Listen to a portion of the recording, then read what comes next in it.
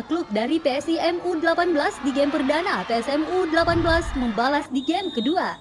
PSM Makassar U18 dan PSIM Yogyakarta U18 saling mengalahkan di pertemuan perdana di Elite Pro Academy EVA Super League U18 2025-2026 di lapangan Boswa Sport Center, Makassar, Sabtu dan Minggu 11-12 Oktober 2025. Pada pekan pertama Sabtu, PSM U18 harus mengakui keunggulan tamunya PSIM U18 dengan skor tipis 1-2. PSM unggul lebih dulu lewat gol Riswanto Mukhtar. Kemudian PSIM menyamakan skor lewat aksi Mahesa Alsaka sebelum turun minum.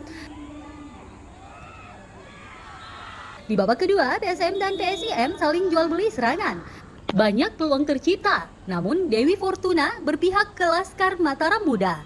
Gol dari pemain bernomor punggung 146 Ferdianto Zeka memastikan kemenangan bagi PSIM di laga perdana musim ini. Pada pekan kedua, Minggu, PSM U18 berhasil membalas kekalahannya dari PSIM U18 sehari sebelumnya di lokasi yang sama. Pertandingan berlangsung ketat sejak awal. Kedua tim tampil dengan determinasi tinggi, saling menekan dan berupaya mencetak gol cepat. PSIM membuka keunggulan lebih dulu lewat Muhammad Febrian Yudhoyono. Namun PSM segera membalas melalui tendangan Riswanto Mukhtar menjelang akhir babak pertama. Di babak kedua, pasukan Ramang Muda tampil lebih agresif dan disiplin menjaga organisasi permainan.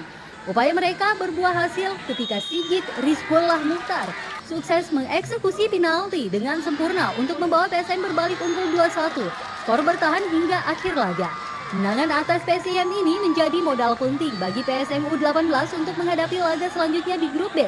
Pelatih kepala PSM U18 Hendra Ridwan optimis progres positif anak asuhnya berlanjut saat mereka melakoni pertandingan tandang melawan Persis Solo.